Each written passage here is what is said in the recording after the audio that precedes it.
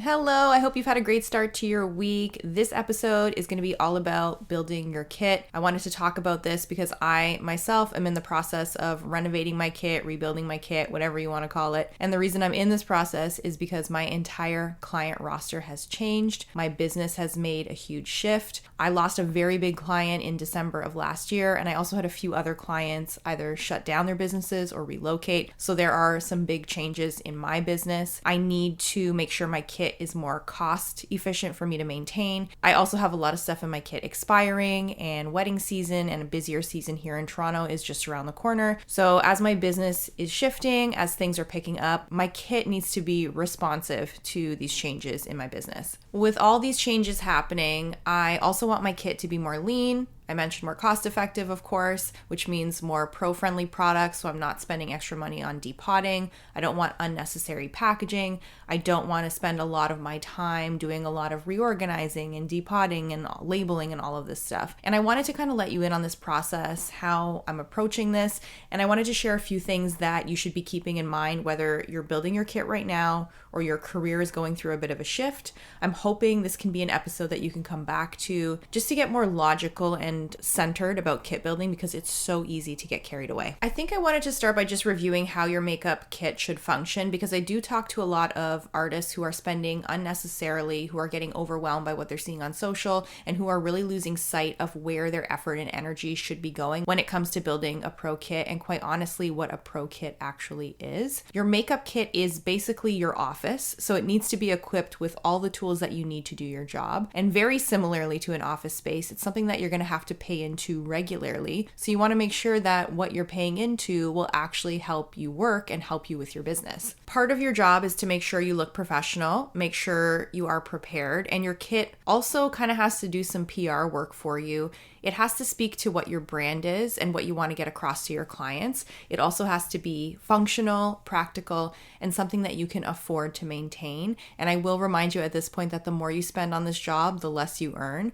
So I would really recommend approaching your kit building by trying to do things as cost effectively as possible until you have a better handle on your finances and you've built a client roster that provides you with a steady income source. The other thing is the more you buy, the more likely you will have things go to waste, especially when you're just getting started, because you just simply won't be working through enough of your product before these things expire. The reality is 100% of your clients are looking at your kit, and even people that are not sitting in your chair are going to be looking at your kit, and they're going to be making a judgment about your skill level and expertise based on how your kit looks. Your clients want to see a clean and organized kit, but they also want to see brands that they recognize or associate with being more luxury, and we can even include viral brands or products in this category. So yes, depotting is going to be essential to help you build your kit, but don't depot your kit into oblivion where there becomes nothing recognizable to other people. Your kit can really help you make an impression on your clients even in the early stages. And because your reputation is so important in this industry,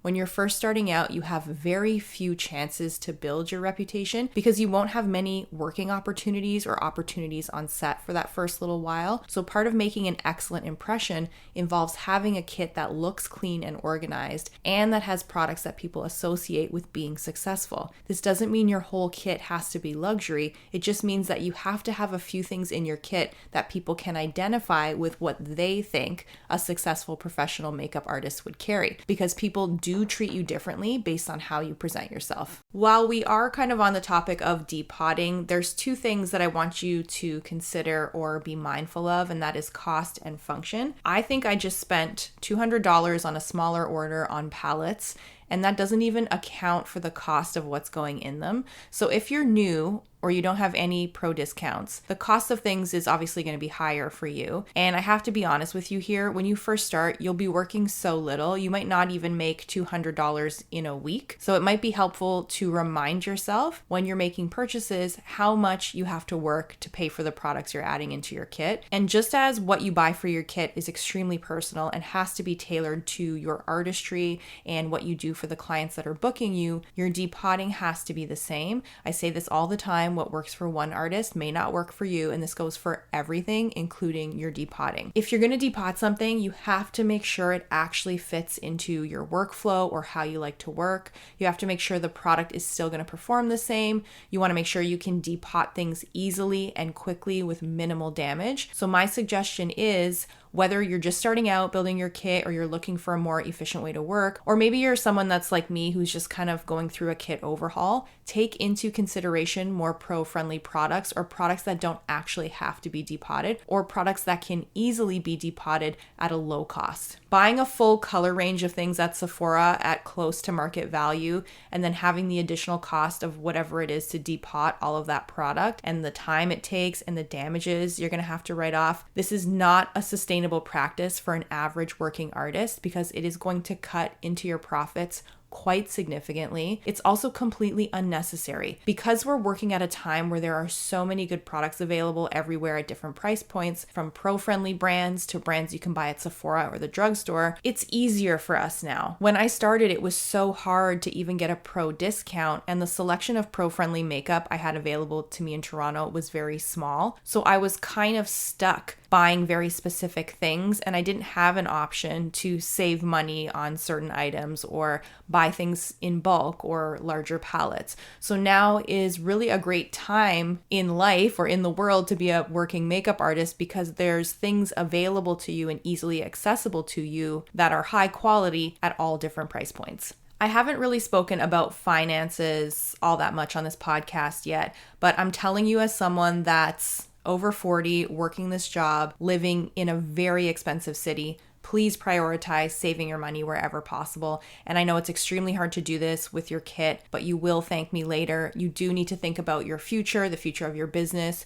your future, your retirement, vacations you might want to take, and spending less on kit supplies is a practice you want to get into the habit of to contribute to the longevity of your business and just your ability to enjoy the profits of your labor. One of the main functions of your kit is obviously to make you look good. And this means your kit is going to be clean and organized, your kit is going to be labeled, and with your depotting, that's great, but you're depotting only when it's necessary, and you're depotting only when you feel you can confidently do this because you know how to work with the product. You know when you depot a certain product, it's not going to ruin the product. You know it fits into your workflow, and you're not just blindly depotting things and following what you see on social media.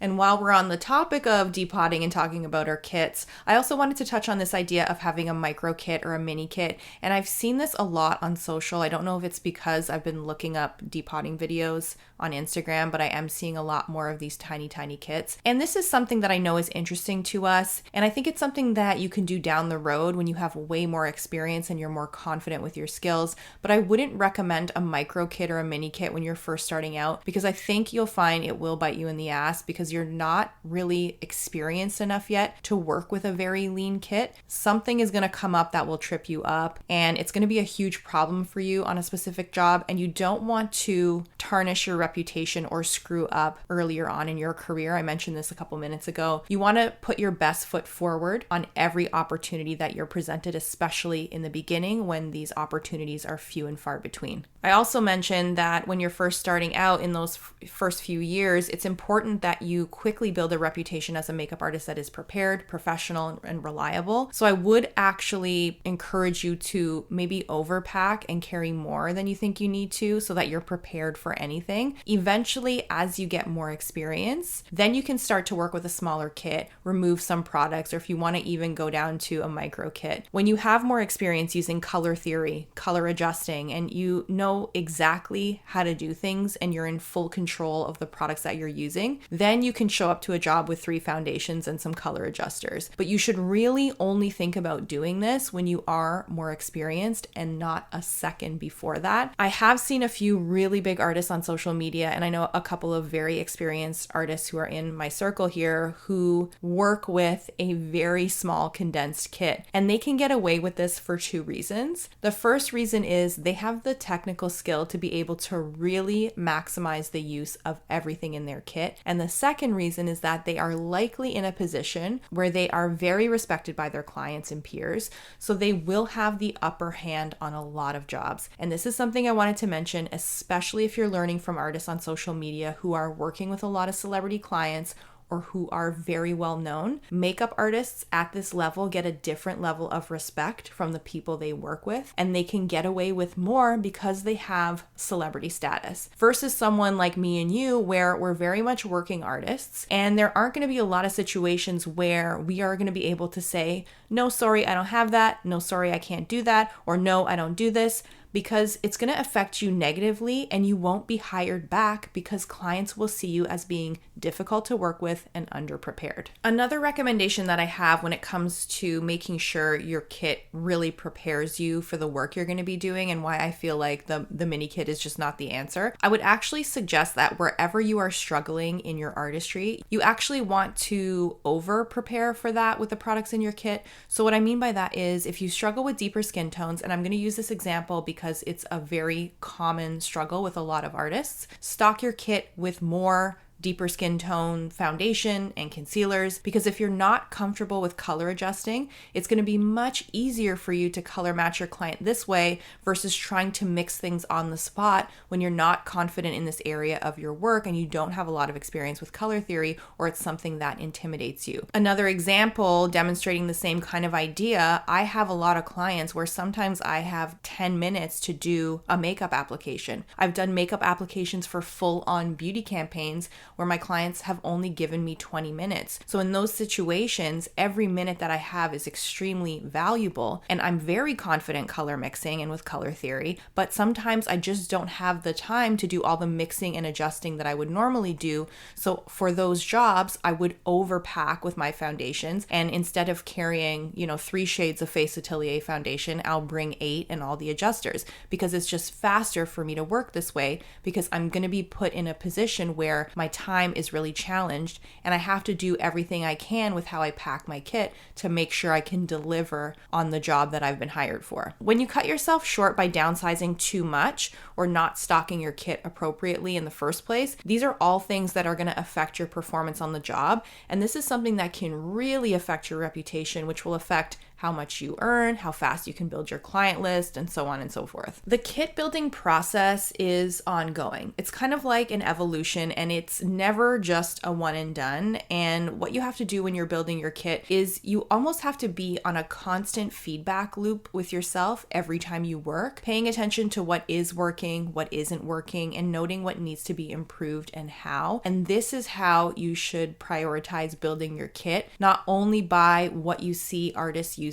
on social media. You want to pay attention to things like packaging of a product, how easy it is to use, how everything fits together in your workflow, how easy transportation is of that product, how things work on the job, how things are looking on camera. Are there specific products giving you a hard time? Is something leaking or spilling every time you transport your kit? Do you feel like certain things are not looking as they should on the skin on camera? These are all things that you have to make note of and build your kit with these things top of mind. And this stuff should take priority over what you're seeing other artists using on social. A lot of this is just turning the focus more inward before you turn it outward to social media and what other people are doing. Your kit is a very personal thing, and it has to be responsive to whatever type of work you are doing, regardless of what is viral or what you see other artists doing with their kit. Before you jump in and overhaul your kit or spend money on something, think about all of these things that I've just mentioned to you before you start making purchases and changes in your kit. Ask yourself, will this make my job easier? Will this solve a problem for me or fill a gap? Is this artist that I'm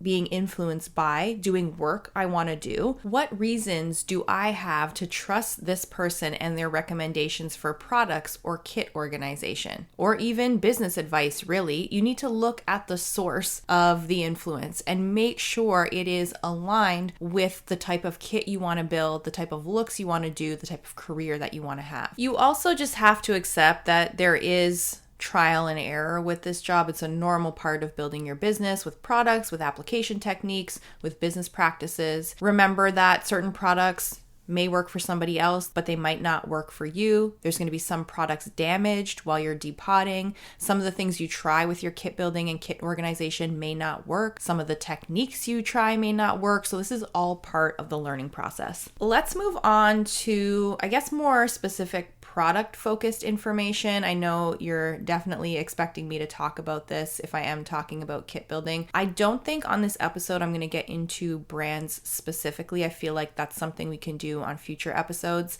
I just wanted to touch on what to think about with the different products in your kit. With the products in your kit, it should go without saying, but I will repeat it anyways. You need to be able to work with any skin tone. This is a bare minimum requirement of this job. So if you are struggling with this, do not feel bad about it. Check out the show notes. I've got some free resources to help you learn more about color theory, because really this is all it comes down to. Makeup is just color. And once you learn color theory properly, you will have no issue working on different skin tones, matching foundation, picking the right products for your application, all of that stuff. Color theory is really the key to pretty much everything we do. And if you don't have the right training, you will find everything in your business will suffer as a result of that, because if your makeup applications don't look good, why would people hire you? What I'm going to speak about in the last few minutes of this podcast, obviously I can't account for every single makeup artist in every single situation. So I'm going to make some pretty broad generalizations here, but part of our job and our responsibility is to be prepared and to be versatile. We need to be versatile in both our skill sets and in the looks that we create. So when you're thinking about building your kit and you're thinking about the products that you need to have in your kit, you really need to be focusing on versatility and color range. When I say versatility, I mean one full coverage foundation in your kit, unless you can change the finish of it to be sheer or light coverage, is not going to be enough, and you're going to probably need a variety of formulations. If you're listening to this and you're just starting, or you're feeling like being versatile has not been a focus for you with your kit building, there's really easy ways to get around this. Look to pro brands and purchase palettes to try different formulations. I know it's not as exciting as going to Sephora and buying foundations and picking up a few shades of things that are going viral, but when it comes down to it, if you cannot be versatile, it's not really going to matter what brands you have in your kit. And earlier in this episode, I did speak about clients wanting to see higher end brands, and that's super easy to do. What you may want to consider doing is stocking your kit with, 2, 3, 4, 5 pro palettes in different formulations that have an amazing color range and that have adjusters and are just brands that are going to do the job and get the job done for you. And then you want to throw in a couple bottles of a more luxury foundation in the undertones and shades that you work with the most often. You don't need to have 30 shades of NARS foundation. You can probably just have 3. Or you don't have to have a full range of Charlotte Tilbury lipsticks. You can probably just have a Pillow Talk in there and something else that you use more often. This is a smart way of building your kit. It's going to help you be responsive to any job that you're hired to do. It's going to look good to your clients, but you will also be able to have versatility in your work, and you won't be short on shades or different textures and finishes, because we do need to provide that to our clients. When it comes to kit building, I think the hardest thing to do is really just to strip it all down and get in touch with reality and keep it simple without all the noise from social. But you do not need 100 brown eyeshadow palettes. Yes, you need a good shade range and different undertones, and you should be working with good quality shadows that make your job easy. You need some matte finish, some shimmers. You probably need some cream or liquid eyeshadows as an option, and you probably need just a small palette of brights. I think you'll find, obviously this is dependent on the job you're doing and the market you're working in and the type of work you do, but for me, I rarely dip into my brights, so I just have some just in case, and I have, cream formulations and liquid formulations that are brighter shades as well. So I'm prepared for those things, but I don't need 5 different full eyeshadow palettes of all brights and different textures. And the thing that you have to remember, and what I also have to remind myself, is that if a job comes up or a creative comes up where you have to have a specific shade of something or a specific color, you can buy it ahead of time. At that point, you don't have to cart around an entire Sephora display of eyeshadows, because I think you'll find, yes, you want to be prepared, but reality is, how many times are you going to use a neon green eyeshadow? The other thing that can happen when you have, let's say, I've seen artists carry around like tons of different eyeshadow palettes and they kind of all look the same. Really, we don't need a lot of product to do our jobs. Where we have to carry a lot is that we do have to be prepared for different things. But your client or a photographer you're working with is probably not really going to recognize the difference between 6 medium brown eyeshadows. Do you know what I'm saying? But if you present your client with 6 different medium brown eyeshadows that kind of all look the same, it's going to be a little bit of overwhelm. And it's also going to be overwhelming for you as an artist because there's just too many things to choose from. And it will actually give you a bit of decision fatigue by the time you're done your makeup application. I think there can be a thing as just too much variety for you as an artist and also for your clients. And I know you are probably seeing examples on social of artists who are sprawling out everything on their table, but I can tell you that for most things, it's not going to be necessary, and it's not going to be necessary for the average working artist. There are jobs where I don't even open an eyeshadow palette for 6 or 7 models because I can use powder foundation as shadow, contour powders. I have a very small eyeshadow palette of just shades that I always use. They're in a little kit pack palette. They're all from Viseart. There's probably, 12 different shadows. I can do tons of faces with that palette. And sometimes all I do is smudge liner into the lash line and apply mascara, and that's all there is to it. And that is the reality of our job. So when you are out there shopping and investing, if you feel like you're on a shopping binge and it's resulting from your anxiety about, do I have enough? Am I going to be prepared? What if someone asks me for a glitter that is lemon yellow and a lime green eyeliner on top? Remember that for a lot of the jobs that you're doing, you're going to be having communication with your clients beforehand. And you can always ask, and you should be asking, are there any special requests? Where are the inspiration images for the looks that we're doing? And this is why I say the biggest challenge is building your kit, making sure you're prepared, but also separating what is unnecessary from what you actually need to do your job and do well at your job. And I will say this again because I mentioned it just a few seconds ago, but you don't need to put out 700 palettes on your station for your clients to see that you're prepared. If your kit is clean and organized and you have just what you need out on your station, that's enough to signal to your clients like, I got this, I'm ready for you, I'm ready to go. When you lay out all your foundation palettes, 1, don't keep them open because that's gross, keep them closed if you are going to do that. But 2, it can be overwhelming to your clients as well. And if you ask them, especially in a personal services setting like bridal or events, when you give them too many options, it's going to be harder for them to really narrow down on what they like, because when they have all these options in front of them, it's going to make them second guess. Well, should I have gone with that palette? Oh, but I wanted to try this palette. Oh, but I saw that you had these, and maybe I should have gone with something more shimmery. So, help yourself out there. This will make things a lot easier for you on the job and with your setup and everything. But it is something that I wanted to mention because I know the beautiful buffet of makeup on the table, people feel like they need to get to this point to be seen as a professional artist, but I'm telling you, in the real world, it's not necessary. And it's sometimes just too much for the people sitting in your chair to take in. When you are building your kit, focus on function and remember that feedback loop that I mentioned. Ask yourself, is what you are about to buy going to solve a problem for you or make your job easier? If it's not, let it pass. If you're somewhere in the middle, sleep on it. And I think one important thing to also remember is that we are here working in the real world, and what is going on social media is not a reflection of what is actually happening in reality.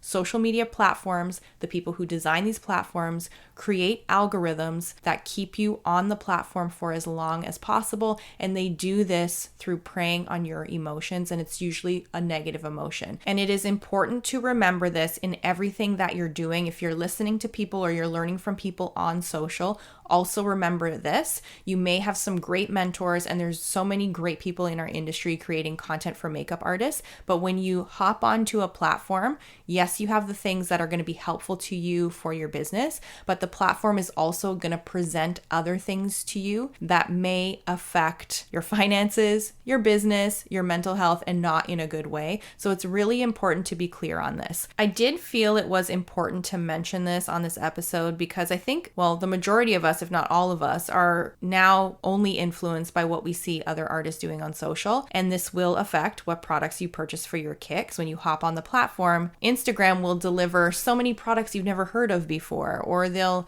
put some influencers in your path to keep you engaged longer, to get you to buy, to get you to tap through. That's what's going on these platforms. So it's something that you have to be aware of because it sneaks up on all of us. That's what's so dangerous about all of this stuff. When I was learning how to do makeup in the 90s and in the early 2000s, to learn about product and to find new products, you actually had to attend a masterclass or a training, or you had to go to a trade show to see product being used and to get more information about pros who were actually working in the industry to see what they were using. When I think back at the kit that I had in my first few years, it was such a great kit. And it was probably 1/4 of the price of the kit that I'm carrying now because I had no choice. I had to work with the products that were available to me. I mean, I also didn't have a lot of money to buy new things, so I had to rely on these trade shows and things like that to get a pro discount. But I was just working with a much leaner kit, which forced me to really use up all of my products. And I feel like a lot of artists are not operating in this way anymore because we're all being bombarded every single day with so many products, and we're made to feel like the products we have are not good and there's better, and there's just so much coming at us day after day. But what I can tell you from someone who learned in this way, I think it's really best to just simplify the whole process of building your kit. And once you have something that works for you and that performs well and that is looking good on camera and is doing all the things that we talked about in this episode, you don't have to continue searching. I know people get frustrated with me when I do the Q&As every week because I've been working with the same foundation brands for a long time. Like RCMA has been in my kit since the beginning. Face Atelier has been in my kit for a long time. And everyone's like, how come you're not trying this? We want your review on that. You know, and I appreciate that people want to hear from me. But my reality is if I was just doing reviews all the time and I was being paid to do content, of course I'm going to give a review. But I'm actually a working artist and I can't afford to keep up on every single new release. And foundations are coming up in a million different textures and finishes. I can't keep up with that because I'll bankrupt myself. I still have a business to run. And the work that I'm doing with the products that I have always had in my kit, that's what's working for me, because the feedback loop that I'm on with my work is like every time I'm working, I look at when there's newer cameras or there's a lighting setup haven't worked with before, or a new photographer, I'm always checking to see, are the products working? Could I be faster? Could I swap something out? Do I need less? Do I need more? Like I'm constantly doing this, but things are just working for me. So I don't feel the pressure to constantly replenish and try new things. And I think this simplicity is going way overlooked in our industry just because social media is hammering us with content day in and day out. So I would encourage you to try to be more simple, use up what you have. And if something is working for you, you don't need to search for anything else unless a problem with the products that you have in your kit is presenting itself. And a problem could be it's not working like it's supposed to. A problem could be it's too expensive to keep in your kit. It's too expensive to order. These are things that you need to think about, of course. But if you like something, just work with what you have. Thinking back now, oh my gosh, it was so much simpler then. So I really sympathize with people who are getting into the industry now, and especially younger makeup artists. If you're trying to build your kit, it's like a minefield, truly. So I hope that the content I share on this podcast and on social is going to be helpful to you in some way. And if you're wondering why I don't try every new foundation, if they were sent to me and it was free, I would, but remember, I am still a working artist. It's not financially responsible for me to buy everything just to review it when I'm not being paid by companies to do so. And I'm not making enough money to just do that for my content at this point. I hope it does get to that point. Honestly, I would love that. If I could just have products sent to me all the time and review it for everybody, I would absolutely love that. But that's just not my reality right now. So putting that out there so you kind of know where I'm coming from. Okay, I hope this episode has been a good reminder of what's important when building your kit. I want to encourage you to really look inwards anytime you're buying anything for your kit. Examine your work. Think about how you feel on the job. Think about your workflow. Take a look at your finances. And remember, the products that you're buying, they have to help and not hinder you in any way. And also remember what your responsibilities are as an artist. You have to show up prepared. You have to be able to work on any skin tone. You have to be versatile. And if the products in your kit or the packaging of the products in your kit or how your kit is set up or your workstation is not helping you achieve these things, then it's time to step back and figure out where you can do some renovating to come out on the other side as a more prepared artist. And I think that's everything for this episode. I hope this was helpful to you in some way. If you have any follow-up questions about anything I discussed today, please feel free to DM me on the Artist to Artist Instagram. Make sure you follow me there as well. And subscribe to this podcast. I have a new episode that comes out every single Tuesday. And for those of you who need more color theory training, if you feel like this is something you just need to get on to expand your knowledge a little bit, to feel more confident in the work that you're doing, I will share a link to a free masterclass for you in the show notes. You can see me use color theory in my applications on models. So it's a great demo, great way to learn more about color theory. It is really the key to everything that we do. I think that's it for today. Have a great rest of the week, and I will talk to you soon.